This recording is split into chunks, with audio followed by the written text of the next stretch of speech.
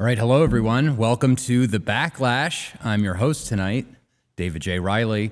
Rebecca is, unfortunately, she's out sick. Well, she's not sick, but her kiddo is sick. I guess croup or something. So Rebecca couldn't join us tonight. Cameron, we gave him the night off, get some sleep. We've been keeping him up way past his bedtime. So he's going to be catching up on his sleep. We're going to be doing our regularly scheduled, Wednesday show or whatever. We're going to be picking that up tomorrow at 1 p.m. Pacific time. That's 4 p.m. Eastern. So we do hope that you join us for that. It'll be a good time. But, here to hold down the fort. We gotta keep chugging along, no matter what happens. I don't think we've really missed a show yet. Well, there's been a couple that we've missed, okay? Vince and I'll go gallivanting in Portland or Chicago. But besides those, we're trying to keep things regular here at The Backlash. Got to remind you all, before we really get started tonight, to please follow us on all of our platforms. Hey, that's not it. This is what happens when you go live alone. You've got no one to blame but yourself. Let me make sure that we get this up. Come on, you. There it is.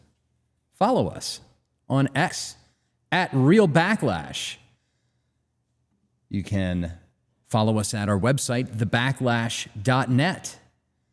You can support us and support the podcast and our work here that we do at subscribestar.com/thebacklash, patreon.com/thebacklash. And please, you can send in your super chats tonight. You can either do that on Rebecca's YouTube channel, which we are live on. You can send in Rumble Rants on Rumble.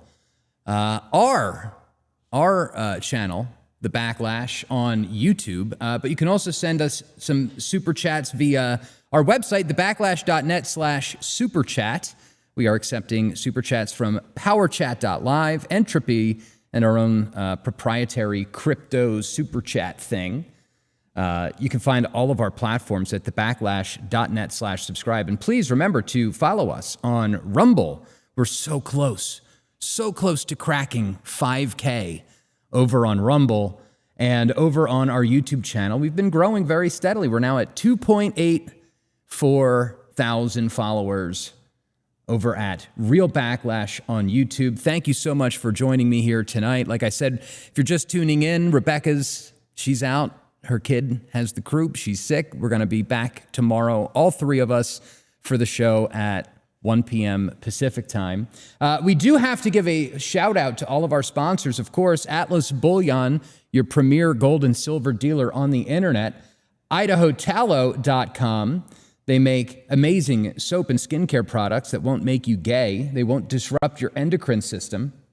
Antelope Hill Publishing, fighting to keep history alive and equip a new generation of dissidents with the materials needed to fight the anti-white regime.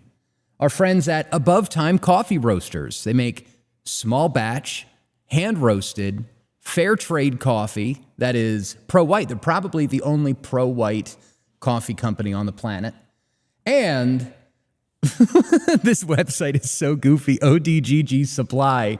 Our friends from out near Seattle, they've got everything that you need to be equipped for any kind of situation. If you don't have a bug-out bag, they'll help you get one created. So visit odggsupply.com. We'll have more to say about all of that in a little bit. But first, so here's what's going on, right?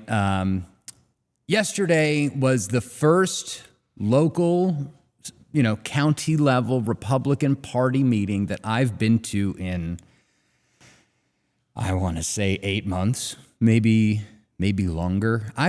Since we started this show, I've been pretty checked out of local politics. It's a bunch of boomers that all argue and infight with one another about the dumbest shit that really doesn't matter or affect anybody's lives. They're all virtue signaling to their pastors, to the Israeli lobby and all of this. But, I went last night just to kind of see what was going on, see what everybody was talking about. There's a lot of stuff going on in Minnesota with ICE. There's a lot of fraud that's being exposed nationwide, not just in Minnesota, but everywhere. Idaho, Maine, all of these daycares that are taking our tax dollars and misappropriating it and committing fraud. And also, we've had a pretty crazy winter here in North Idaho. It's been very dry, and we rely on that snowfall to fill up our reservoirs so that we can run our dams to generate electricity. So there's a lot of things that are going on that really do kind of affect us at the local level, our tax dollars, our electricity. There was also a very big meeting earlier in this month. The Republican Party of Idaho passed a resolution calling for the prosecution of Lon Haruchi and all of the agents involved in Ruby Ridge, some of them are asking for the death penalty. For killing Sammy Weaver, Vicky Weaver. This all happened back in 1993, just about 45 miles up the road, Ruby Ridge. And so, it's been interesting to see what's been going on and these resolutions that are coming out, and most of them pretty good from the state level Central Committee. But last night, I drop in and, there was a whopper. This is a 33-page thesis paper attached to a one-page resolution. I finally got my hands on it, and so we'll go over this in a little bit. But basically, it was 68 people sitting around arguing for about an hour and a half about another resolution for Israel. And so I could not believe it. Felt like I walked into a different planet with people that are just living in la la land. And so I went to the meeting, I came home, and I recorded a little segment, while it was all fresh in my mind. And so that's what I'm going to share with you today. It's Dave After Dark. And so we've got a little segment here that we'll watch, and then when we come back, you'll see a couple of edits that I made in it. because I didn't have my hands on this resolution, this whopper of a resolution. We're going to take a look at that. We'll dissect the resolution. And we're also going to get into a little bit of stuff about Holocaust Remembrance Day, which was yesterday. In case any of you forgot, just on the off chance that you forgot that, the Holocaust happened. Yesterday was International Holocaust Remembrance Day. And there were some problematic statements made by the Pope, His Excellency Pope Leo XIV. And I touch on it a little bit in this pre-recorded segment, but we're going to dive really deep into it. Nostra Aetate, Vatican II, and we'll wrap it up from there. But anyway, sit back and enjoy. This is Dave After Dark. So tonight was the first night that I went to the local Republican Party for their monthly meeting. First time I've gone in a long, long time. I've been pretty checked out when it comes to local politics. It's been a lot of infighting, a lot of bitching, a lot of old people arguing with one another about who can be more loyal to Israel, who can be more anti-extremist. We need to show up for our Republican conservative values that all men are created equal, that the founding fathers and the Constitution, as communists are doxing ICE, as they are doxing law enforcement that are trying to uphold the law in Minnesota.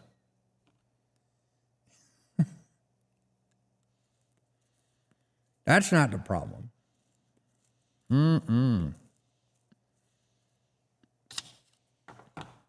Not that extremism. We don't need to condemn that extremism. We need to condemn podcasters in North Idaho. That's number one priority.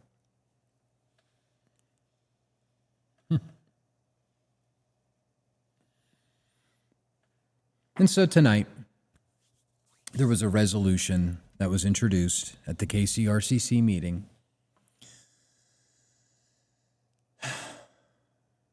condemning Israel, or condemning anti-Semitism and promoting Israel and condemning hate and this podcast, of which they used quotations and excerpts that were so foreign to me. I couldn't possibly believe that they were actually aired on this program. Like, we're going to pick off Jews one by one. The Holocaust never happened, but it's gonna. I just don't remember ever saying anything like that. I don't think anybody on the show ever said anything like that, but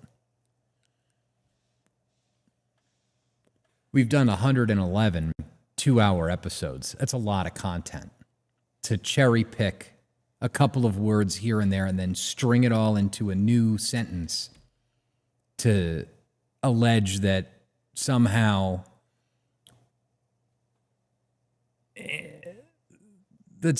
like we're going to round up a bunch of people and kill them. You watch this podcast. Maybe you do, maybe you don't. But that's not what we talk about here. What we talk about here is, like, I don't know, church teaching. What has the church taught about the Jews and Christians in our relationship? This whole doctrine of sicut Judaeus non, that was the standard of the church from 1100 until 1965, when everything changed at Vatican II. We talk about how white people have been systematically discriminated against in this country. We talk a lot about that. We talk a lot about how men need to be men again. Cameron McGregor's concept of neo-masculinity. I talk a lot about being virtuous, about being a pillar in your community, about building a world that you want to leave to your kids and your grandkids. I specifically recall on multiple occasions condemning the idea that violence and hate and retribution and revenge, vengeance is mine, saith the Lord. But they don't quote any of that. They don't quote that stuff. No, they focus on these ugly things. Ugly. And they get together and write up a resolution.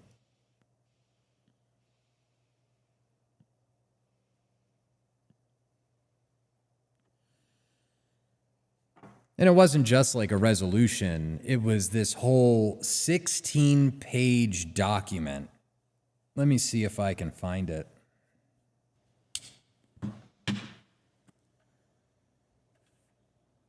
I will work on getting that for you.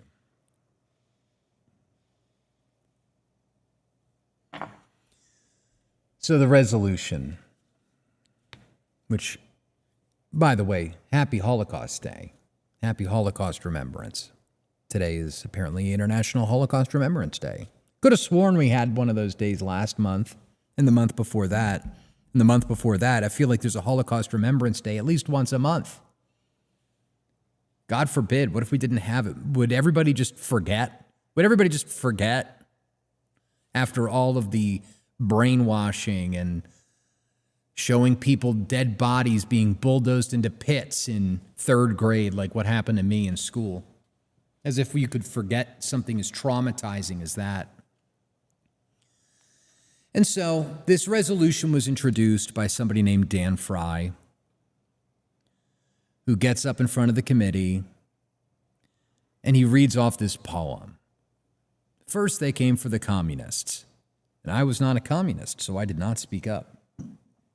Then they came for the socialists, and I was not a socialist, so I did not speak up.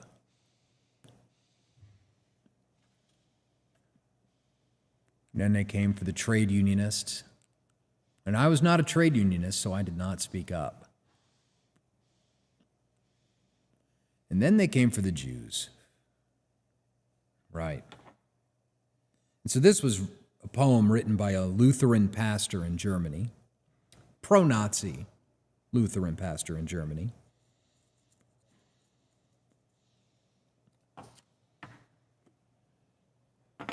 Who was absolutely fine with Nazism until the people in his denomination voted this guy out. And then all of a sudden, he became a staunch anti-Nazi. But it's a poem that defends communists and trade unionists and socialists and people that were attempting to violently overthrow the social order of Germany. The same people that are active today. The same people that are organizing violent protests in Minnesota against ICE, it's the same people. And so we're not supposed to defend ourselves against communism or socialism or these subverted trade unions, because what if that would lead to the persecution of the Jews again? Come on. Get with it. Get real. And so this guy, Daniel Fry, gets up and his big allocution, trying to convince these people to vote for his resolution, is that we need to give a voice to the voiceless, to those most marginalized in our society, to those people who can't speak for themselves because they're a tiny minority that have been persecuted throughout the ages.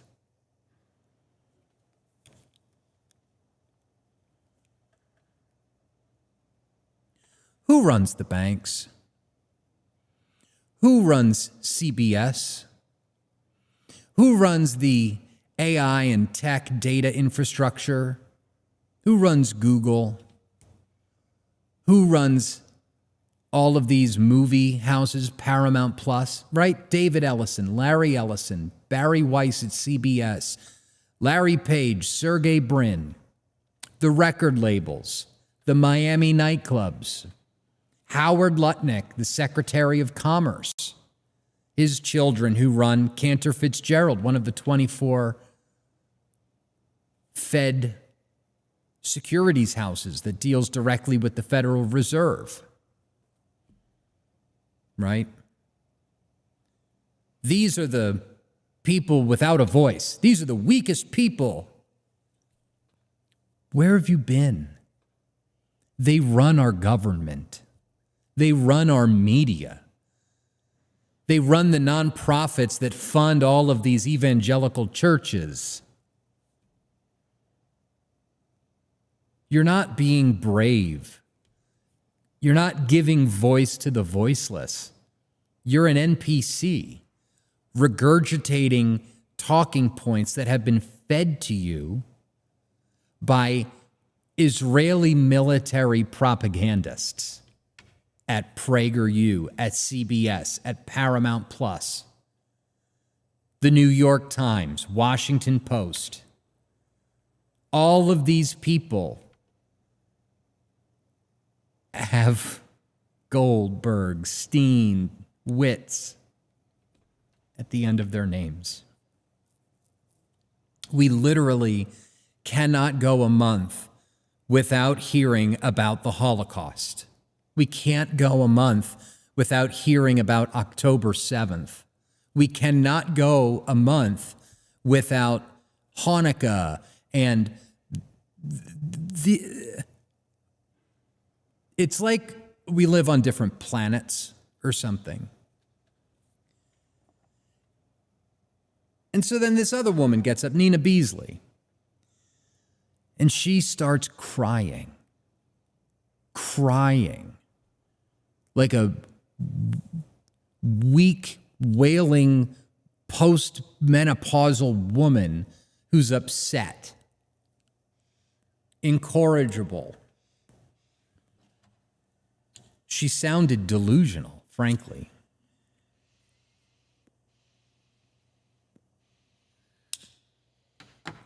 And so this isn't just like one resolution that's like a one-off.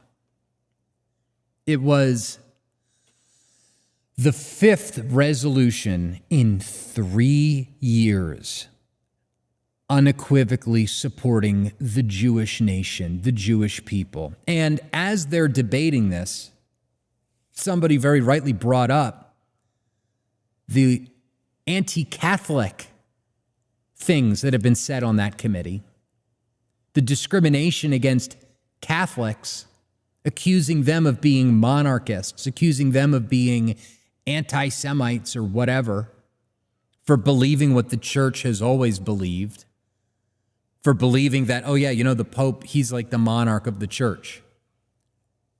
So that means you're a monarchist? You want to like get rid of the president? You want to get rid of the governor and make yourself a king? What the fuck?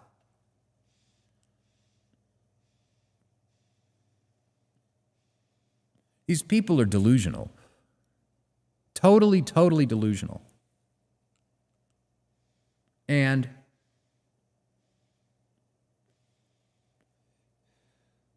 you know, they put up a fight. The good people on that committee put up a good fight. One person gets up and mentions what's going on with ICE and mentions that these people are being picked off and doxxed and harassed and that the communists are coming after our law enforcement. Don't we have more pressing things to debate?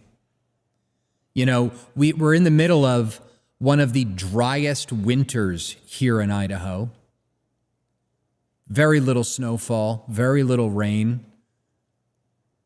The reservoirs are not full, not as full as they normally are. And there is a serious concern in the state, in the West, about water. You've seen what they've done to California. These man-made droughts.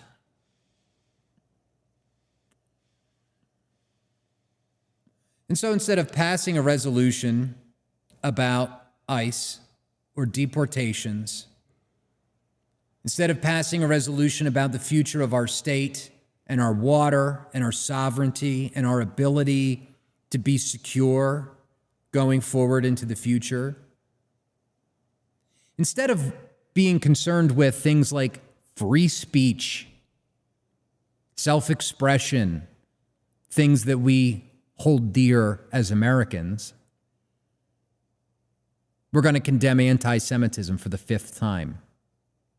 And one of these committee members rightfully pointed out that one man's anti-Semitism is another man's free speech. And he's got a point. If you look at the IHRA definition of anti-Semitism, which I'll put up here on the screen, we'll take a look at this together. This is one of the things that they want passed. These Zionist evangelicals, they want this passed.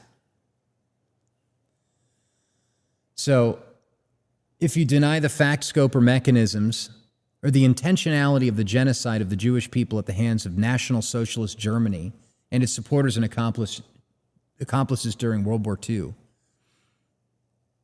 the gas chambers, right? If you deny that, what are they going to do? Put you in jail?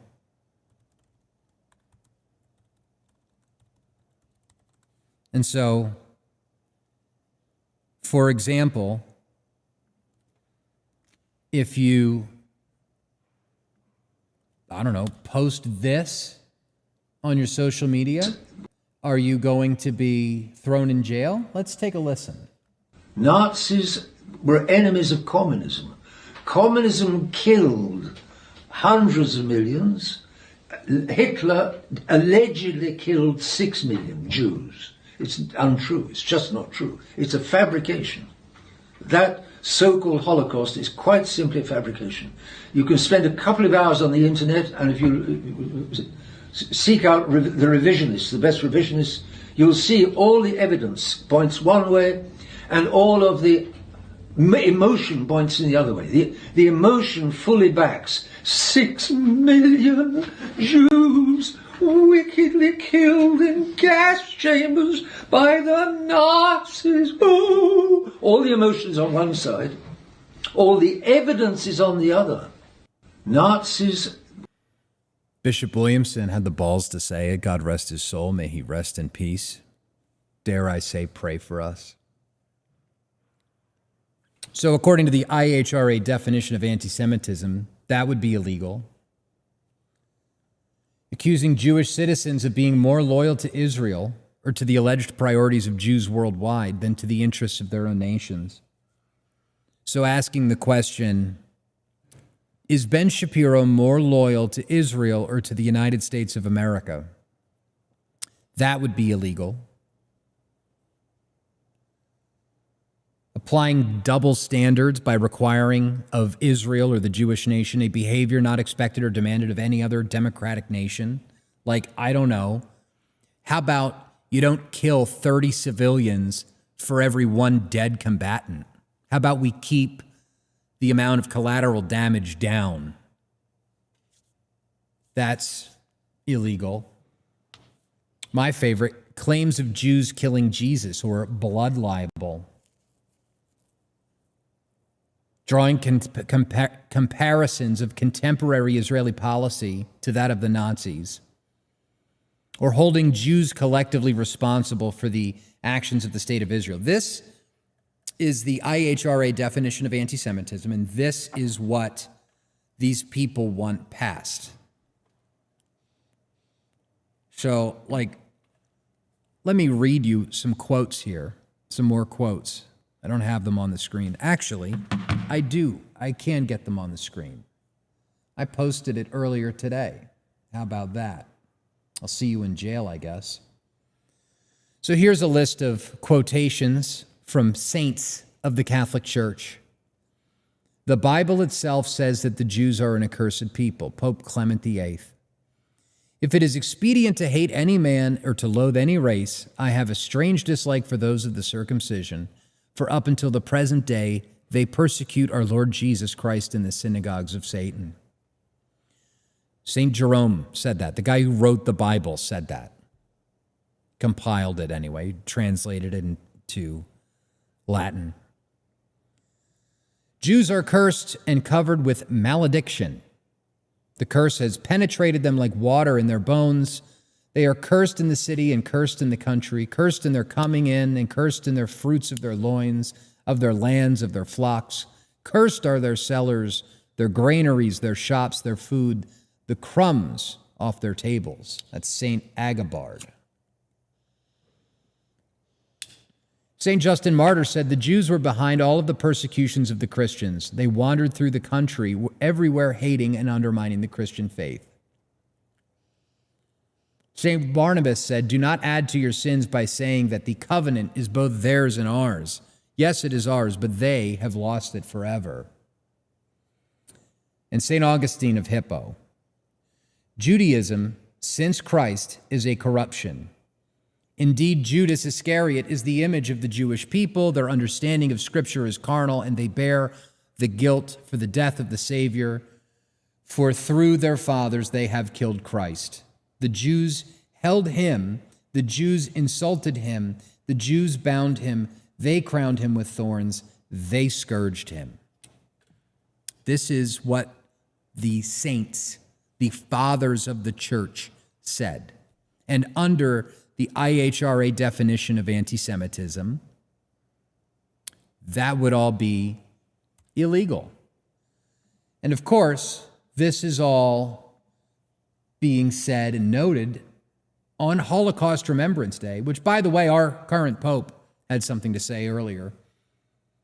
He says that I would like to recall that the Church remains faithful to the unwavering position of the Declaration Nostra Aetate against every form of anti-Semitism.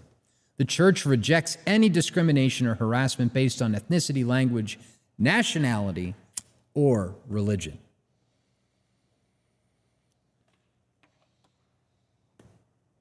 Unwavering.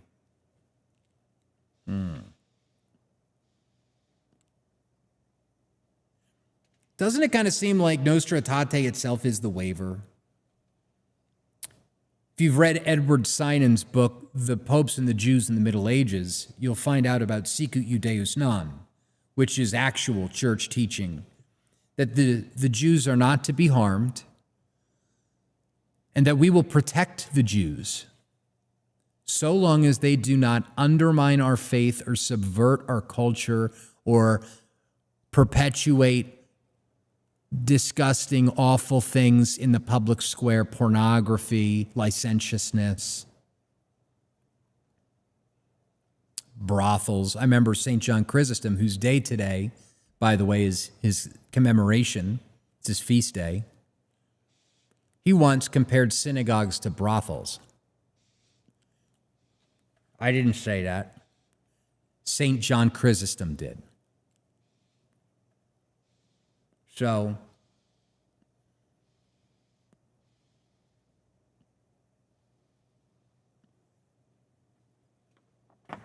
here we are. This is what we're doing. We're going to condemn anti-Semitism for the 5th time in 3 years. And we're going to leave all of the things that are pressing and urgent today, things that risk destroying this country. We're going to put that on the back burner. We're not going to discuss that. We're not going to pass resolutions on that. We're going to focus solely on the Jewish people and our support for the state of Israel.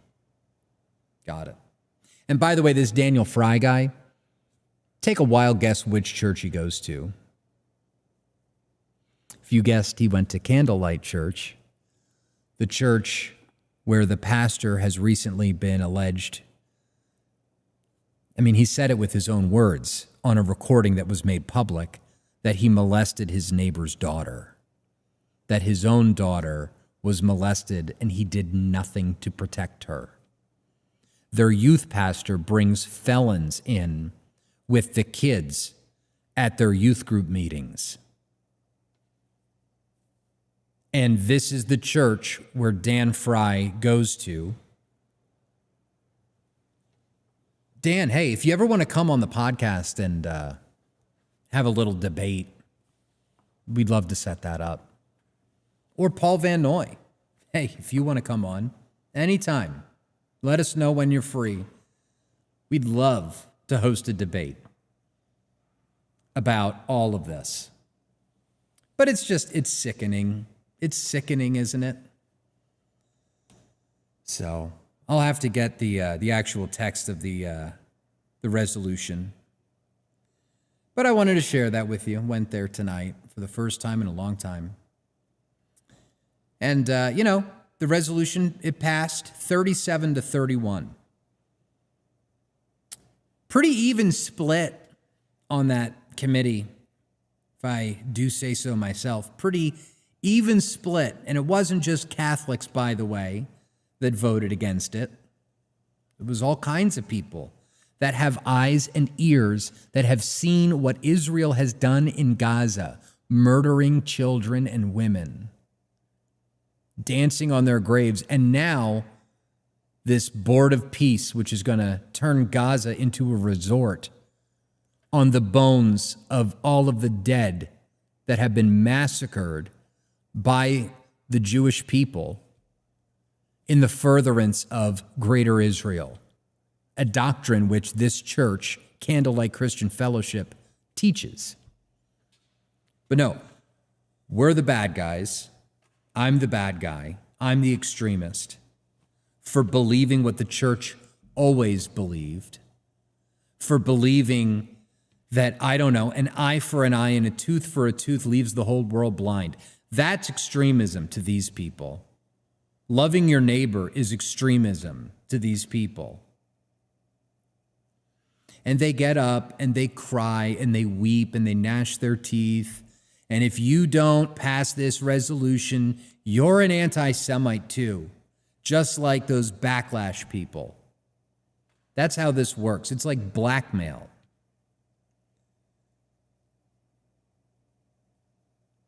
And this is what happens when you don't get involved.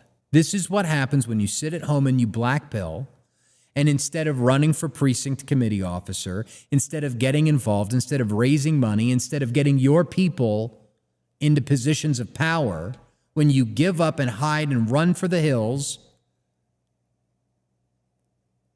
guess who's left? Crazy people. Crazy people that live in La La Land. They live in a fantasy world that revolves around Hitler like it's the fucking History Channel 24/7. And somehow everything in the world has to do with the Holocaust. Everything in the world has to do with the 6 million that were killed in gas chambers in Auschwitz. Bro. These people are going to hand our country over to communists because they don't think that they are the issue. They think that some guy with a podcast is the biggest, most pressing issue of our time. They think that free speech is the problem. They think that thinking outside the box is a problem. They think that believing in Catholicism is a problem. ICE getting picked off in Minnesota, that's not a problem. Communists infiltrating the government, not a problem. Somalian daycare fraud, not a problem. No, the problem is that there's a guy in North Idaho with a podcast who is disparaging of Jews, the poor, weak, voiceless Jews. that also happen to run the banks, run the media, run the music industry, run foreign policy, run Washington, D.C., and have an international network of people that get together to target anyone who puts a foot out of line. So those are just some of my thoughts coming back from the local Republican Party meeting that I figured I would share with you. I'm gobsmacked. But, really, these people know what they're doing. None of the arguments or the debates that were held tonight changed anyone's mind. They all knew what they were going to do as soon as they got in that room because they were sent there by their pastor, Paul Van Noy. They were sent there by Krista Hazel, the daughter of the FBI agent that was responsible for Ruby Ridge. That's who sent these people in to pass this fifth resolution condemning anti-Semitism. So you get the leaders you deserve. You choose not to vote. You get people that are religiously fanatic, whose whole world revolves around a tiny spit of desert in the Middle East, and they vote accordingly, and they enact policy accordingly. If you people had half of the conviction that these Christian Zionists had, we would not be in this mess. Politics is an endurance sport, and you need to show up, and you need to keep showing up, and you need to sit through the boring ass fucking budget meetings. You need to sit through all of the procedural mumbo jumbo from Robert's Rules of Order, and you need to keep showing up and keep going no matter how boring it gets. Because the moment that you stop showing up, the moment you black pill, the moment that you say it's all out of our hands, is the moment that they win. And when they win, they take a mile. They just beat your head in with this shit over and over and over again. Pardon my French.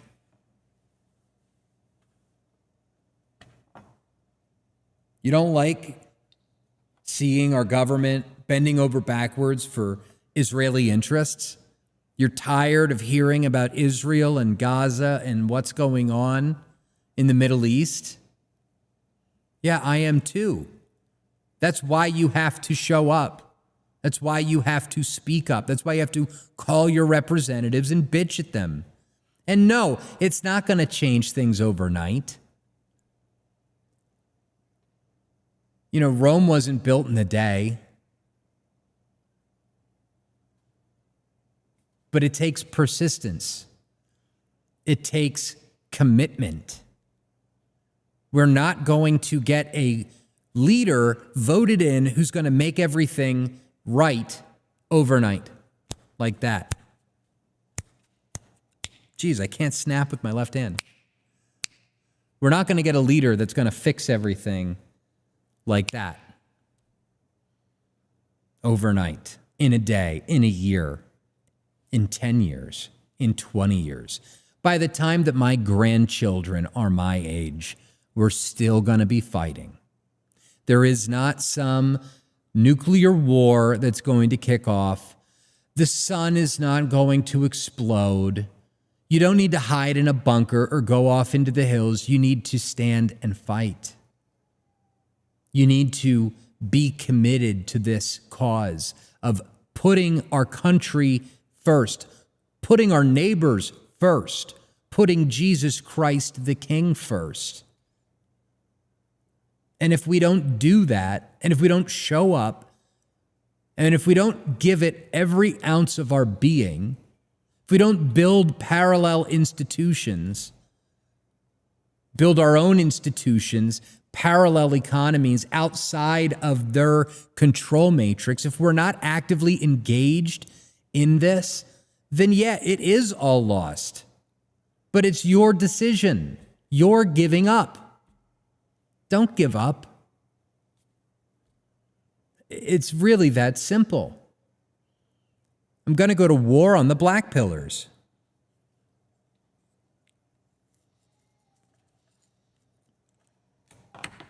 So those are some of my thoughts.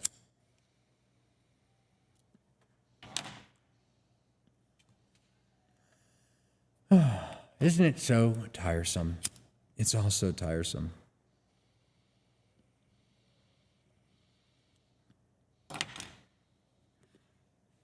And there's also an element of this thing that has to do with like heresy. And it's not just the heresy of Christian Zionism, it's that people like you and me are heretics to the modern world. The world, the flesh, the devil, these are your enemies. And when you stand up against these things, a mechanism is triggered that treats you and I like the heretic. And everybody has to come in and self-reinforce. They have to expel the heretic so that they can go on running on their hamster wheels. And of course, all of this is happening at a time when, like, I don't know, the US dollar is breaking. Have you seen this? Gold futures are now above $5,300 an ounce. And guess what? It's not stopping anytime soon. The dollar is fucked. It's fake. It's fugazi. It's printed paper out of nothing. Do you think they can build AI data centers with paper silver, with call options? They're using silver in the Cat5 cord that they use to interlink all of these servers. They need physical silver to be able to build these things. And you think that the top is in? You're wrong. Anyway, those are some of my thoughts. Thank you for sharing this time with me. God bless you. I don't know if I'm going to post this or not. If I do, it'll probably be like a, unlisted secret video. So there you go. Have a good night. So anyway, as it turns out, Rebecca's kid got sick with the croup, and that is not a secret video anymore. That's the show. That's like the main part of the show. So thank you so much for tuning in. We're not done yet. We are just getting started here. But first, I do want to point out just how right I was. So I recorded that last night at about midnight, between like midnight, 1 o'clock. And sure enough, gold hit another all-time high today, $5,400. Silver's back up. Everybody yesterday was saying that the run on silver is over. It's not. And so that's why I need to give a big shout out to our sponsor, atlasbullion.com/backlash. They've got gold and silver, platinum, palladium, all of the precious metals that you need to protect yourself against currency debasement. They've got silver subscriptions as low as $55 a month, gold subscriptions as low as $200 a month. But I mean, come on, really? You can't be buying the bare minimum here. The dollar is at the lowest level that it's been in like 6 years. And it's only got lower to go, frankly. We're going to get into that a little bit on our show tomorrow, which the normal Wednesday show, for those of you just joining us, the normal Wednesday show obviously is not happening. So we've rescheduled it to tomorrow, 1 p.m. Pacific, 4 p.m. Eastern. And we're going to be getting all into all of this stuff that's been going on with the economy, from Japan to the bond market. Cameron McGregor has got a lot of insight to share about all of this. So please make sure that you tune in, make a point, but also make sure that you visit our friends at Atlas Bullion and get yourself prepared. Now, since I recorded that little rant, in the middle of the night, I actually got my hands on the actual resolution. So we'll be able to read this and go over this a little bit. I'll pull it up on the screen for you here.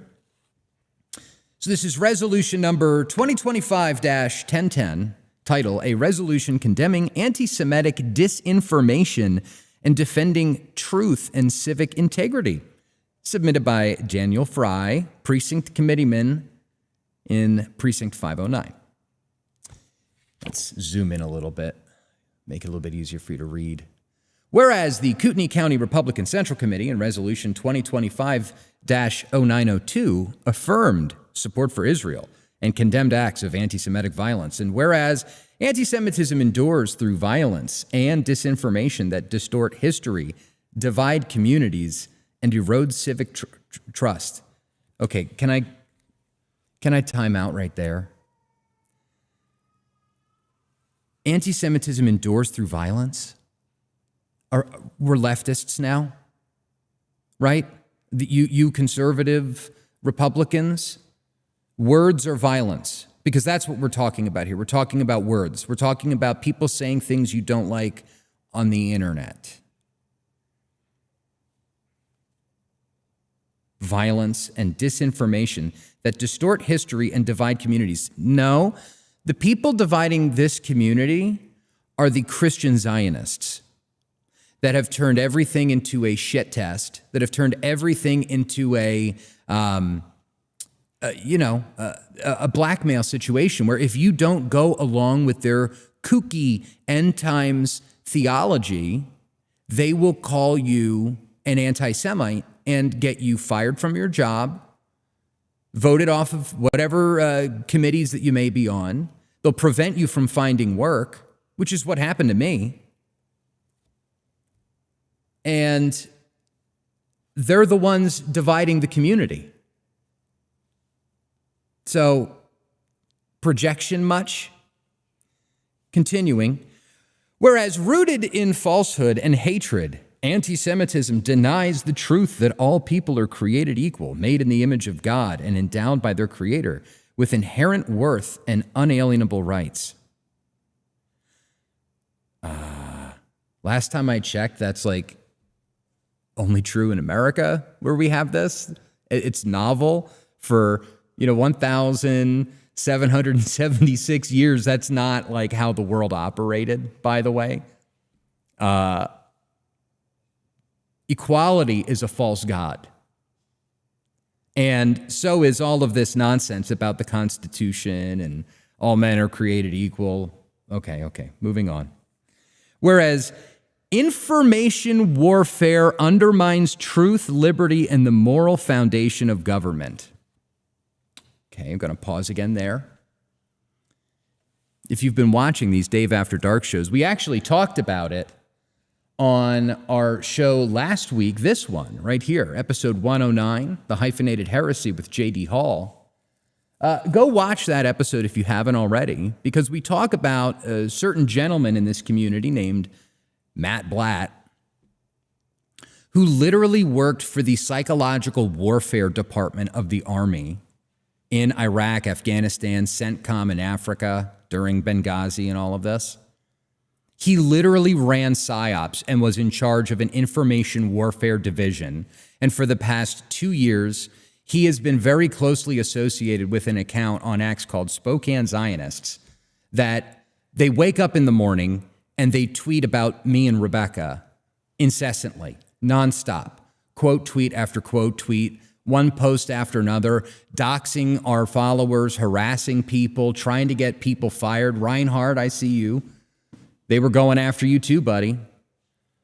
And it's unbelievable, the level of projection here. Whereas information warfare undermines truth, liberty, and the moral foundation of government. So why doesn't Matt Blatt and all these other people hang it up if your own actions are undermining the moral foundation of our government? Because that's what you're doing. You're hiding behind fake names, Loki in Idaho. Yeah. They've created a whole bot network to stalk and harass me and Rebecca, people that go to my church. They're not using their real name. They're using AI-assisted bots. They're threatening people. They're threatening lawsuits. And they're not using their real names. So how about you stop undermining the moral foundation of our government? And then it goes on, let's go back. Whereas North Idaho has faced and rejected extremist movements, reaffirming its commitment to truth, liberty, and mutual respect grounded in civic virtue. Therefore, be it resolved that the Kootenai County Republican Central Committee condemns anti-Semitism in all of its forms as a rejection of truth, liberty, and the equal dignity of all people created in the image of God. Resolved that this committee recognizes anti-Semitic disinformation as a weapon of information warfare that divides citizens and weakens civic trust. Resolved that this committee reaffirms North Idaho's commitment to resist extremism, defend truth, and promote a culture grounded in moral integrity and respect for all people. And resolved that this resolution be sent by the KCRCC Secretary to the representatives of Idaho Legislature Districts 2 through 5 and relevant civic organizations as a statement of this body's enduring dedication for truth, liberty, and civic integrity. Okay. Yeah. North Idaho's commitment to resist extremism. Now, this is something that we need to get into it at a certain point, at a future date here on the Backlash. Because there is a history here in North Idaho. The Aryan Nations were here. The National Chronicle headquarters was here. But it wasn't about hate. At least that's not how it started in 1974 with the foundation of the Posse Comitatus. It was founded because the U.S. had gone off the gold standard and the economy was being tipped upside down and people were freaking out and they thought it was the end of the world. Furthermore, the federal government was stepping in and doing things like what we saw on January 6th happening to citizens that were protesting the government. They thought that Richard Nixon and Harry Kissinger were screwing the government and handing it on a silver platter to Golda Meir. And they had problems with that. And the Jewish Defense League, a terrorist organization ran by Meir Kahane and Mordecai Levy, were out here putting hits out on citizens in Kootenai County, saying that they would pay $1,000 for every Nazi scalp. That's what was going on at that time. And the leaders that were rising up against extremism, the disgraced Catholic priest Bill Wasmuth, who was in bed with the American Jewish Committee, the Anti-Defamation League, the Southern Poverty Law Center, he had a penchant for sleeping with young girls, aged 16 and 17 years old. When he left the priesthood in 1986, he moved to Seattle with a 17-year-old and then ditched her for a 16-year-old. Age of consent in the state of Washington is 16. So we'll eventually get into all of this. I really need to make a documentary about that whole time period because it wasn't about white racism. It wasn't about Nazism versus decent, normal human people. It was about whether or not North Idaho was going to be a resort town, whether we were going to be involved in the tourist industry, or whether we would be producing lumber and mining gold and silver. It was a war between labor and capital. It was a war between the resort people and the blue-collar working class that felt as though they were under attack. And Richard Butler was the battering ram. He was the one with the balls to stand up and try to fight for the working class person. Granted, that whole thing went down a very goofy, dark path in the 1990s. And furthermore, Richard Butler himself was a heretic. He believed some really fucked up, goofy stuff. He was not a Catholic. He was not an Orthodox Christian by any stretch. But let's deal with the truth here, right? You say that you want to talk about the truth and how information warfare divides citizens and weakens civic trust. What do you think the entire narrative is out there about the Aryan Nations and extremism in North Idaho? That whole thing is information warfare.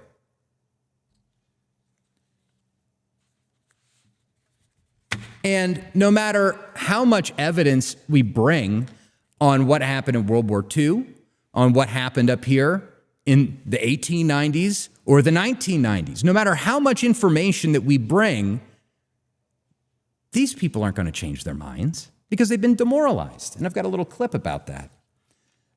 In case you haven't seen it, in case you've been, living under a rock, you've got to make sure that you watch this video.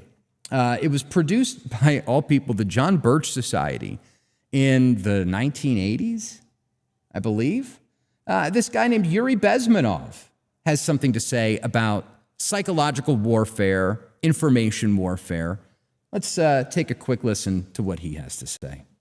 Ideological subversion is the slow process which we call either ideological subversion or active measures, активные мероприятия in the language of the KGB, or psychological warfare.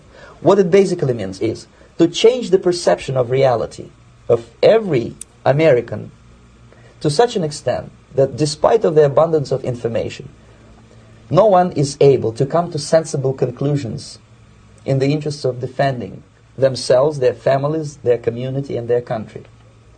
It's a great brainwashing process which goes very slow, and it's divided in four basic stages. The first one being demoralization. It takes from 15 to 20 years to demoralize a nation. Why that many years? Because this is the minimum number of years which requires to educate one generation of students in the country of your enemy, exposed to the ideology of the enemy. In other words, Marxism-Leninism ideology is being pumped into the soft heads of at least 3 generations of American students without being challenged or counterbalanced by the basic values of Americanism, American patriotism. The demoralization process in the United States is basically completed already.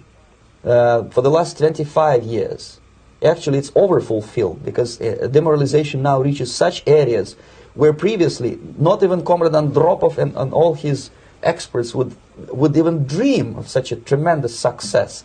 Most of it is done by Americans to Americans, thanks to lack of moral standards. As I mentioned before, exposure to true information does not matter anymore. A person who was demoralized is unable to assess true information. The facts tell nothing to him. Even if I shower him with information, with authentic proof, with documents, with pictures, even if I take him by force to the Soviet Union and show him concentration camp, he will refuse to believe it until he is going to receive a kick in his fat bottom. When a military boot crashes his balls, then he will understand, but not before that. Great speech, by the way. It's historic. It's required viewing if you watch this program. And that's what we do here. We're not engaging in information war. We're trying to bring out truths that have been suppressed and hidden for a long time. It's a part of this subversion and psychological warfare, which, by the way, I put up a tweet about this yesterday, maybe? Let's see. And the tweet is this. Yeah, here it is. This was in response to a tweet from Disclosed TV. TikTok is now exploring why many users have been unable to send the word Epstein in direct messages just days after the TikTok sale finalized, according to NPR. And of course, TikTok was purchased by Zionists. There is clip after clip after clip online of the new owners of TikTok talking about how they will not permit people to discuss Zionism on their platform. And they banned users from sending text messages to one another containing the word Epstein. Well, for those of you with a brain, there's a book that was written about psychological warfare by a guy by the name of Christopher Simpson. His book is called The Science of Coercion, Communication and Research and Psychological Warfare from 1945 to 1960. And the relevant quote here is that psychological warfare is the prohibition of unauthorized speech among subject peoples. And that's precisely what this resolution is about. It's about prohibiting speech among all of us tax cattle, among all of us goyim who exist solely to fund the creation and sustaining the state of Israel. We're not allowed to talk about how our tax dollars are being used to murder children in Gaza. We're not allowed to talk about how the Israelis have a wall and an immigration policy that excludes people from their country, and we're not allowed to have that here. We're not allowed to talk about that because we are subject peoples and we are on the receiving end of psychological warfare. And that's why they want to criminalize speech. That's why they want to adopt the IHRA definition of anti-Semitism, because they want to make it a criminal offense in this country to say things that the saints of the church have said, to read aloud the Fourth Lateran Council on what it says about the relationship between Christians and Jews. So here's the real kicker with this resolution, and it's something I've never really seen before. I've written resolutions. My resolution calling for the abolition of the FBI that was passed unanimously, by the way, a couple of years ago by the Idaho GOP. That resolution, I used footnotes in the resolution itself to prove all of my statements, to prove all of the claims that I was making about how the FBI has abused its power against American citizens, burning people alive, illegally investigating people, right? I used footnotes to prove what I was saying. Now, what this guy, this clown Daniel Fry, what he did is here at the very end of the piece, he puts, author's note, the attached white paper, The People of Israel, a comprehensive rebuttal to anti-Semitic narratives, provides supporting historical and evidentiary context. So that's what this 33 pages of nonsense is. And not only that, I've got a copy. I was very pleased to be able to get an actual copy of this thing so that I could share it with you. You're going to see it instantly when I put this on the screen. So here's the white paper. Here's the front page. Okay. Just offhand, what does that look like? What does that look like to you?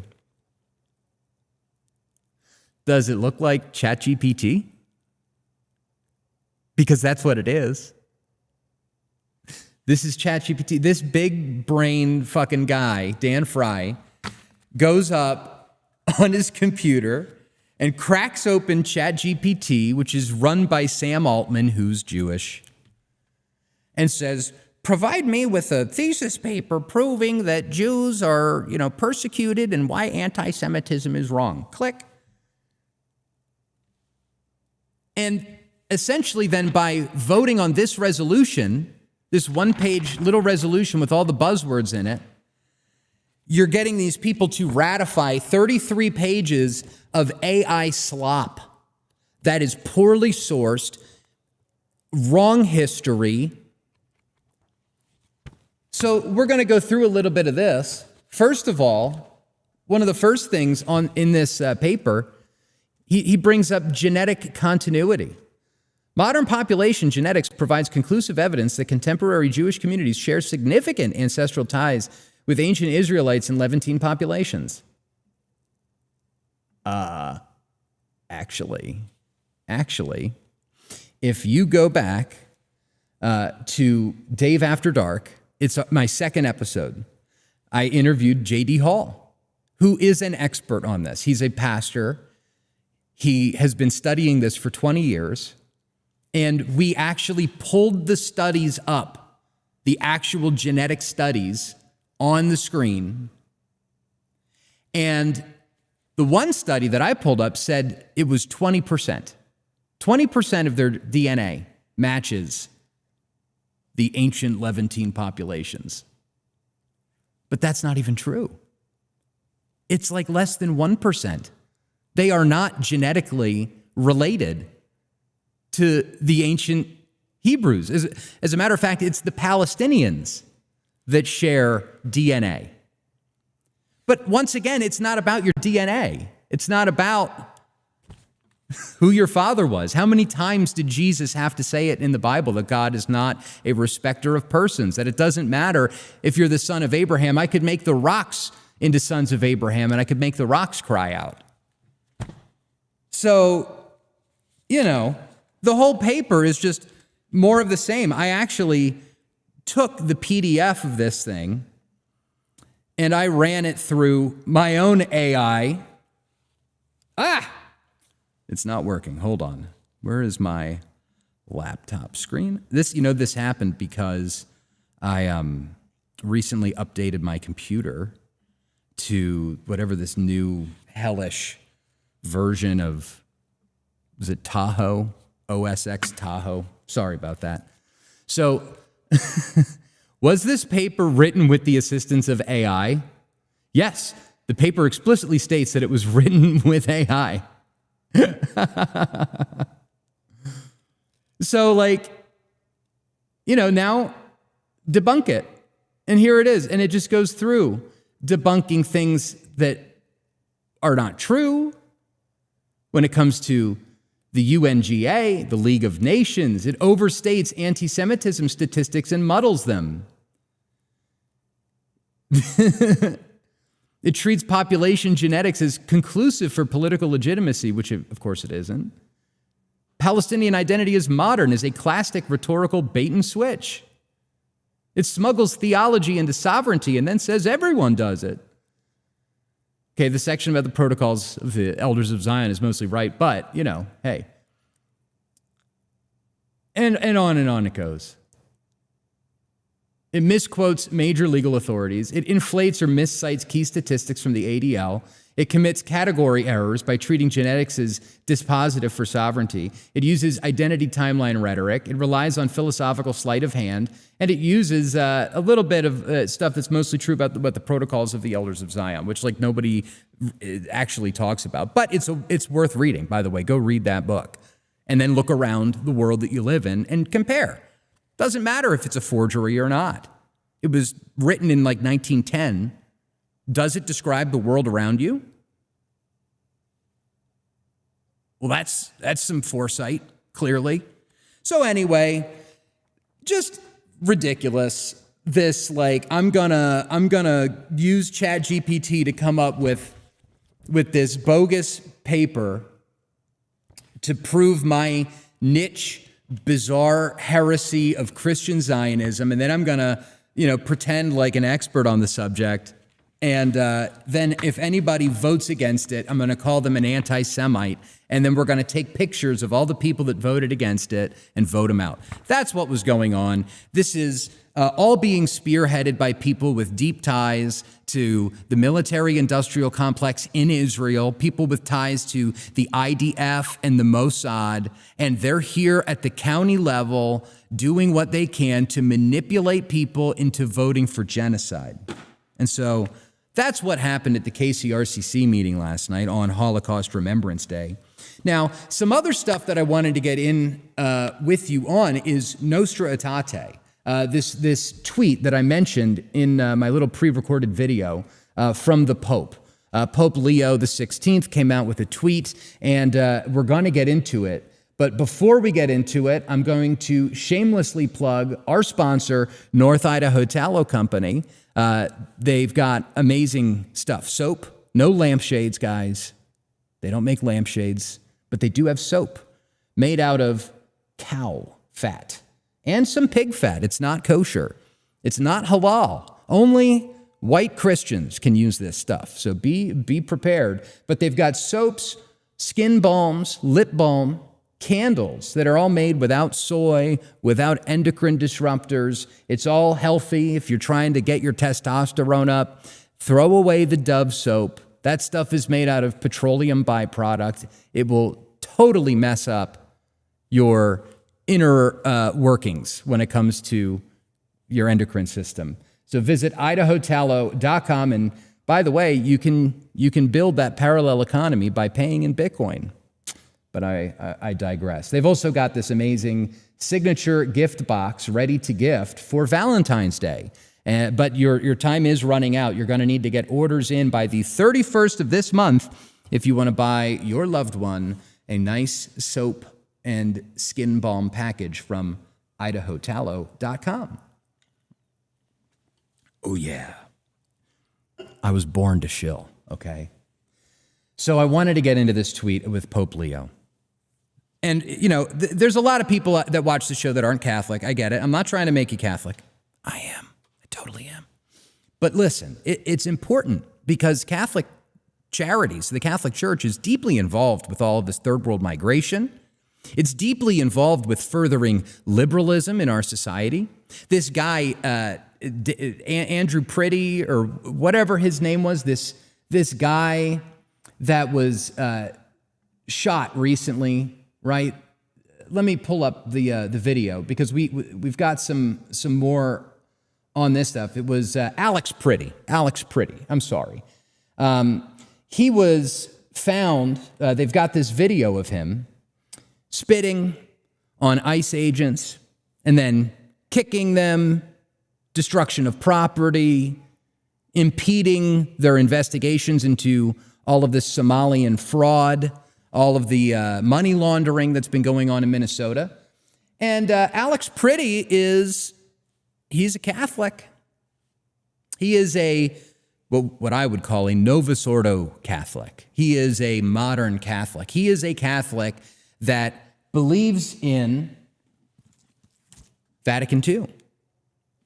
And this tweet from Pope Leo yesterday cites one of the key documents here of Vatican II, and that document is called Nostra Aetate. The tweet says, on Holocaust Remembrance Day, I would like to recall that the Church remains faithful to the unwavering position of the Declaration of Nostra Aetate against every form of anti-Semitism. The Church rejects any discrimination or harassment based on ethnicity, language, nationality, or religion. And it says that it's unwavering. But here's the problem.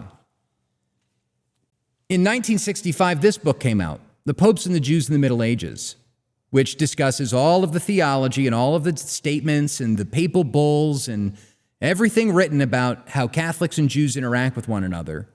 And it is diametrically opposed to what it states in Vatican II. Complete 180 change in attitude, in praxis. And anybody telling you otherwise is lying. I know Michael Jones likes to talk about how, the Holy Spirit prevented Vatican II from being heretical. They wanted to say that the Jews had nothing to do with the death of Christ. And, that's not what it says. I'll read you a little bit of what it says. It says, true, the Jewish authorities and those who followed their lead pressed for the death of Christ. Still, what happened in his passion cannot be charged against all the Jews without distinction then alive, nor against the Jews of today. Although the church is the new people of God, the Jews should not be presented as rejected or accursed by God, as if this followed from Holy Scripture. Now, you'll remember those quotes that I just read to you a little bit ago in the stream, where Pope Gregory VIII said that the Bible says that the Jews are cursed. And it does, by the way. 1 Thessalonians 2:14 through 16 very clearly and explicitly states the Jews killed Christ. That's what the Bible says. It's all over it. And so Vatican II changed Catholic thinking. And we've got here an article from Look magazine that came out in what year was this? 1966, called How the Jews Changed Catholic Thinking. And in it, they talk a lot about Cardinal Bea's office. That's where this document, Nostra Aetate, originated from. But something that I think is relevant to share with you and to maybe challenge some of these other Catholic commentators that they don't want to admit that there has been a crisis in the Catholic Church. They want to pretend like there is some sort of continuity with what the church used to teach versus what it teaches today, condemning anti-Semitism. We've never even defined what anti-Semitism is. The only definition of anti-Semitism that we have is this nonsense from the IHRA, which basically would criminalize the Bible. So, we've got a problem here. We've got a significant problem here that nobody seems willing to address. And then when you dig a little bit deeper, into this Vatican II stuff and Nostra Aetate, we find who wrote the document. Does anyone know who wrote Nostra Aetate? The document that E. Michael Jones defends to the hilt, and all of these other Catholic commentators? Are we aware of who wrote it? Well, I am. His name is Gregory Baum, and he was a sodomite Jew that allegedly converted to the Catholic faith, drafted Nostra Aetate specifically to absolve Jews from the guilt of Christ's death, declare that the old covenant was still valid, and end the church's mission to convert the Jews. While serving at Vatican II, he engaged in secret homosexual acts, he hid his sodomy to keep influence, and then he quit the priesthood in 1974, married an ex-nun, and then lived in an openly bisexual relationship with his male lover. And in his memoir, he bragged, quote, if they had known, I would have lost credibility. This is the guy who rewrote Catholic doctrine regarding the church's relationship with Jews and everyone else. Heretics, schismatics, Orthodox. I love you guys. I do love you guys. Protestants.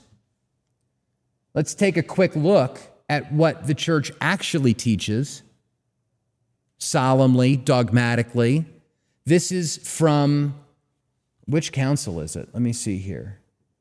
This is from the Council of Florence in 1438. It was a papal bull called Cantate Domino. This is what the Catholic Church teaches. This is the Pope.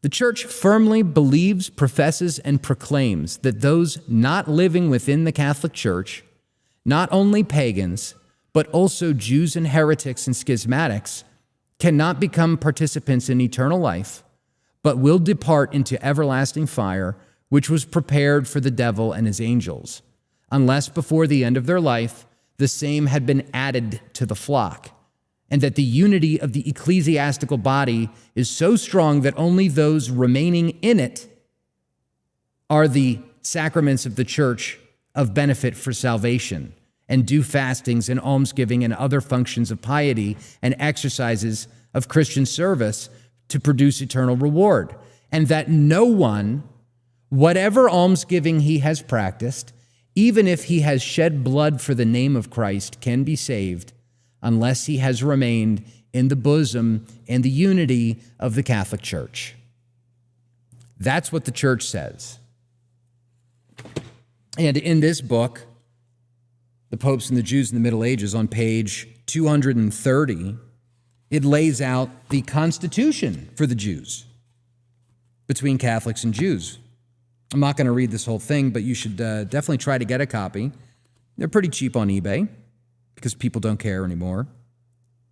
They're living in this new world, this Novus Ordo world, this new world order, where everything that the church taught in the past has been discarded and thrown into the gutter. But it says that Catholics, Christians, should not hurt Jews. Okay, yeah, I agree. You shouldn't go and hurt synagogues, don't hurt Jews, leave them alone. And it says that they're to be protected. And if anyone shall attempt the tenor of its decree once known to go against it, May this be far from happening. Let him be punished with the vengeance of excommunication. Right? That's what it says.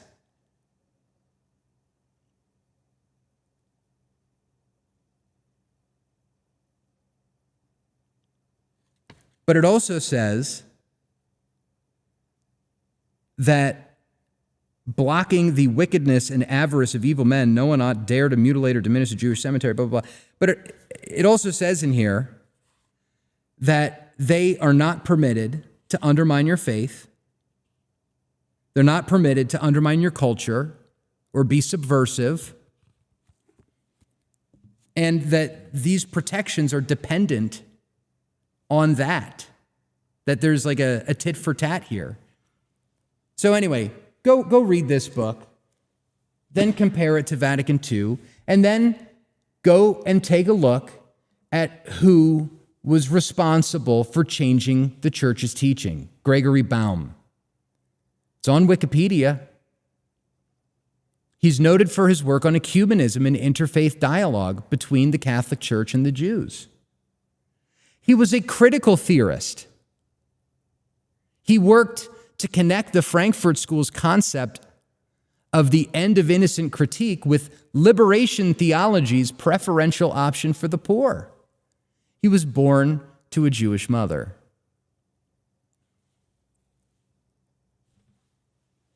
And people say that I'm the schismatic for pointing this stuff out, that I'm the one that's not really Catholic, because I believe what the church has always taught.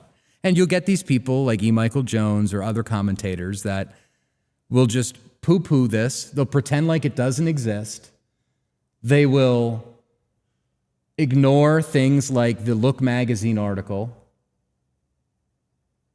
And they'll pretend like everything's okay in the church. And it's not. And it's very clearly not. Because we've got people rioting with communists in the street of Minneapolis getting shot, protecting a group of people that has been defrauding our government and stealing your tax dollars.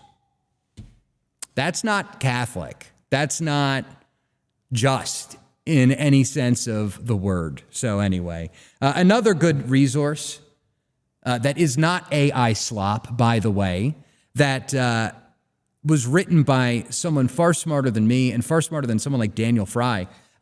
Get a copy of this book, The Kingship of Christ and the Conversion of the Jewish Nation by Father Dennis Fahey. He actually goes in at the end of this book, and I forget which page it is, maybe like 150, the 150 area. He starts talking about the Anti-Defamation League and the Southern Poverty Law Center. In this book, which was written, by the way, in 1953.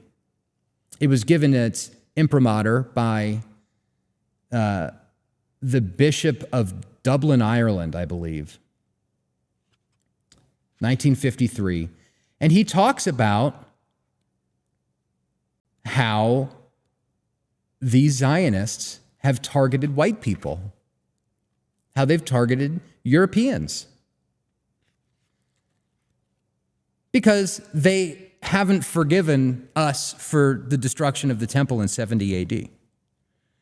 And that there is, in fact, a plan, a global organized world Jewish plan to attack the West, to attack white people, and to destroy our nations to ensure the existence of the Jewish nation. Check this book out, The Kingship of Christ and the Conversion of the Jewish Nation. All right. Is there anything else? Have I missed anything? I wanted to talk about Gregory Baum, Vatican II. You can find out more about this church that's engaging in all of this subversive activity at candlelightrevealed.org. You can get into all of their theology, their doomsday beliefs. You can see videos of them talking about Greater Israel, about how they want the Jews to expand the state of Israel. So, if you live in North Idaho, figure this stuff out, man. It's unbelievable. Anyway, this website is candlelightrevealed.org. Just got to give them another shout out because they've done some amazing work. I think I've got a couple of super chats, so we're going to get into them. But first, speaking of good books, you can't go wrong with Antelope Hill Publishing. They are fighting to keep history alive and to help equip a new generation of right-wing dissidents with the information needed to fight the anti-white regime. They have a varied catalog that includes newly updated and an expanded third edition of Dr. Kevin MacDonald's Culture of Critique, the essential modern text on Jewish identity, Dr. Ricardo Duchesne's magnum opus, Greatness and Ruin, the definitive scholarly examination of European exceptionalism, as well as works by Kerry Bolton, Paul Kersey, and Josh Neal. Antelope Hill recently brought David Irving's iconic Nuremberg: The Last Battle back into print and have numerous translations of historical works from eras such as Fascist Italy, National Socialist Germany, and Civil War Spain, previously unavailable in English. There are also plenty of books on contemporary issues such as transgenderism and the opioid crisis, Christian nationalism, as well as history books, novels, and children's books. So whatever your interest is, you're bound to find books that you'll like at Antelope Hill, all professionally published with sleek modern cover art. So help us and help our people by checking out companies that share our values and fight for our cause. Visit antelopehillpublishing.com and use promo code BACKLASH10. You'll get 10% off your order. Also got to give a similar shout out to Above Time Coffee. Same promo code, same discount. They've got amazing small batch, hand roasted, free fair trade coffee. See, free trade that's the Jewish thing where they like steal from people in the third world, you know? Fair trade is when you actually pay people like a living wage. It's a good thing. And Above Time Coffee Roasters does it. And by the way, they're the only pro-white coffee company in the United States of America. So please visit abovetimecoffee.com. Use promo code BACKLASH10. This stuff will put a pep in your step in the morning if you're like me and you don't like getting out of bed, and you know it takes a while to get your gears going. Above Time Coffee you will get your zing on with these people. And by the way, their French press is now back in stock, so you can get the fullest, most flavorful cup of coffee with your French press from Above Time Coffee. And once again, please use the promo code because they keep track of how many of these things that we're selling for them. So help us, help our people buy some frickin' coffee, okay? We've got some super chats. First one coming to us over on Rumble from the Winged Hussar, who sent $20. This sounds like they are sourcing online comments or possibly live chat when you never would have endorsed. No, these people, they have a whole website dedicated to this podcast and like doxing my friends, doxing people I go to church with. I'm not even gonna put it on the screen. But yeah, these are the worst people. They engage in psychological warfare, information warfare, and they are, trying to put it off as though niggas thinking freely over here, that we're the ones with the problem, when they're the ones dividing our community. They're the ones that are spewing all of this just garbage and extremely dark, ugly stuff to get their resolutions passed. And by the way, resolutions only really work when they're in conjunction with legislation. Otherwise, it's toilet paper. And considering this is the 5th resolution in 3 years, they're just printing toilet paper and a lot of it. So anyway, yeah, they're disingenuous people, and they're just, they are of their father, the devil. They lie. So Vlad sent $10. Hey, nerd, you should harass Vince to get on an After Dark episode for funsies. Keep up the good work. Here's some money. Just saw that you were streaming, and so now I'm catching up. I'm an hour behind. Salute. Thank you for the big super chat, Vlad. Yeah, Vince is back, by the way. Let me pull that up. You got to help him find his friends. Vincent James has reactivated, or he didn't reactivate, he created a new Twitter account. So please make sure that you go follow him. Even though he's still not a regular on the show, he's still a friend of the show. It's Da Vincent James over there on X. Please follow him. And I spoke with him last night. Actually, I didn't just speak with him last night. Maybe the reason why I bullied him, I think I might have bullied him back on this app. We were hanging out just a couple days ago. Where's the picture? Come on, you. Where is it? Here it is. We were hanging out just a couple days ago. I gave him his first pipe, by the way. He'd never smoked a pipe before. So anyway, he came out to celebrate my birthday. Now he's reactivated his Twitter. We're going to do some Twitter spaces with him, okay? So make sure you're following him. Make sure you're following the Backlash. And yeah, what do you guys think about the pipe? Is it dumb? Is it stupid? Should I just go back to using the knickknacks? Or does this help me channel my inner George Lincoln Rockwell? I don't know. But smoking tobacco is good for you, although it is addictive. Gorilla Hands sent $10 on entropy. People need to realize that they are going to be fighting this battle for the rest of their lives. There's no quick fix or easy solution. It might take generations or even centuries. Yeah, man. We talked about this a little bit with Pete Quinones on our Monday show.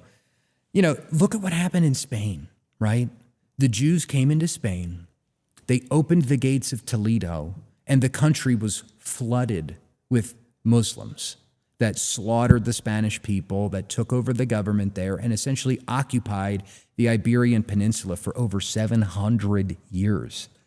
And it took the Spanish people to wake up, to dig deep into their religious roots, to reconnect with the Catholic faith, with their Christian faith, and come to a point where they realized that they were willing to die for Christ, for their people, for their children, for their country. And they fought a long war, the Crusade. Maybe you've heard of the Crusade. They fought a 700-year-long crusade to take their country back. And that's basically what we're going to need to do. It's going to take a long time. We can't be in this quick fix, it's going to happen overnight. It's not.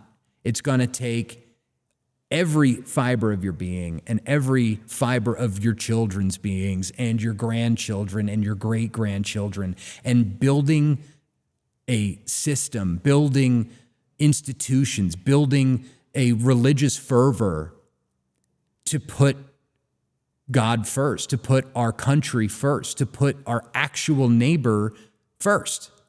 And our neighbor is, of course, the people that are like us, the people that look like us, the people that worship like us, the people in your church. That's your neighbor. It's not these Somalians. It's not the sub-Saharan Africans. It's not the Indians. It's not the Jews. Okay? Your neighbor is your neighbor. And that should be very obvious, I think, to everybody. How these people like Gregory Baum, one of the authors of, liberation theology, how they have twisted and warped Christianity to fit Marxism. You can see this even in the French Revolution. I'm going on too long. Anyway, I see I don't have blonde here to tell me to shut up. At least I'm not talking about Bitcoin, okay? Gorilla Hand sent $25. Shalom, Dave. My sincere condolences for the tragic loss of your twin brother in Minneapolis last week. Unfortunately, it looks like he got all the looks in your family. On a lighter note, I appreciate you guys introducing me to Atlas Bouillon and also the beef tallow soap. I have a monthly subscription to both now. That's amazing, dude. God bless you. Yeah, man. We've got a lot that we're going to be talking about on the show tomorrow when it comes to the currency, when it comes to the money situation in this country. We are in the middle of the great monetary reset, okay? This happens every couple of 100 years. And I don't think people understand the gravity of what's going on. And not to talk too much about, crypto or Bitcoin or whatever, but it is worth noting that Tether Tether is one of these companies that does stable coins. They just launched a US dollar stable coin. It's the first one regulated under the Genius Act. And Tether now holds 140 tons of gold worth over $23 billion. They are now the largest known non-sovereign gold holder in the world, and it's stored in a nuclear bunker in Switzerland, okay? They have created a crypto stable coin that is equivalent to an ounce of gold. So you get all of the benefits of a real asset combined with the ease of being able to send it on crypto. By the way, you can send us Tether Gold on our Rumble channel now. We have a tip jar. You can send us a tip, and we accept Bitcoin, Tether, and Tether Gold. So be aware of that. But we are undergoing a transformation back to a gold standard. That's what's going on. And so the gold is for the money. Gold is going to be for capital. But on the other hand, why is silver going through the roof? Well, it's because of these AI data centers. They're using silver in their Cat5 cable. They need to physically buy the silver. So all of the paper promises on the stock markets, none of that means anything to these people because they need the physical stuff. So it is worthwhile. It is worth checking out and budgeting to get some gold and silver because this is not going away anytime soon. This is the great reset. This is the great financial reordering of the world. And you can either listen to us or you can get wrecked because the dollar is going down. It's failing. It's based on nothing. So not to be too apocalyptic here, but if you don't have gold and silver, your savings is going to be eaten up by inflation over the next couple of years. They are going to turn on the money printer, which is essentially default. Anyway, we're going to talk about this a lot more tomorrow with Cameron. Let me see here. I saw we got a couple of super chats on Blonde's channel. One from Pateljka. How do I say this name? How do I say this? Pateljka, who sent 20 euros. Bishop Williamson was a great man, and he was unjustly smeared. Thank you, Dave, for being locally active. Keep on keeping on. 10-4, will do. Let me see if there was other there. No. And did I catch everything over there? Yep. All right. Well, guys, thank you so much for joining me tonight. It is actually dark out now. I'm going to have to change the name of this thing because during the summertime, it's bright outside from 4 a.m. until 10:30 p.m. in July. There's 6 hours of darkness. So I don't know if Dave After Dark is actually going to work during the summertime because, it's staying light out later and all of this. But anyway, thank you so much for joining me. Please pray. Please pray for this community. Pray for Rebecca's kid. That they get better. And join us on the show tomorrow. All of us will be here. Cam, Rebecca, unfortunately for some, I will also still be here. And you can join us at 1 p.m. Pacific, 4 p.m. Eastern. Hope you learned something tonight. If you live in the area, drop us a line. Send us an email to info@thebacklash.net. Oh, and one more thing before I go. I've got to give another shout out to ODGG Supply because things are getting crazy in Minneapolis. Things are going to spread. This fraud has been discovered in states all over the country, and these people are rioting because they're getting their money taken from them. Their scam is ending, and this could erupt into something crazy in this country. You do not want to be unprepared. The old Boy Scout motto, be prepared. Well, you need a bug out bag. And if you don't have a ruck to pack, if you don't have a plate carrier, if you don't have all the things that you need to be prepared in a catastrophic situation, let's say you live in Philadelphia, Chicago, LA, Portland, you need to be ready for anything because we are entering into very uncertain times. So visit ODGG Supply and use promo code BACKLASH25 to get free shipping on all of your orders, and you'll be prepared, which is what we all need to be. Let's see, what do they got here? They've also got these things, by the way, called fuck bins. I don't know if they have any up, but every now and again, they've got these fuck bins. And essentially, it's like gambling. You spend $20. Let's see, can I pull it up here? No. Well, anyway, they don't have it up now, but they do every now and again. I'll let you know when they do. But basically, you can either get like a can of beans or you'll get like a $3,000 set of night vision goggles. So check them out. Explore their website. Be prepared. Stay active. Think local. And God bless you. Thank you for joining me tonight. Have a good one.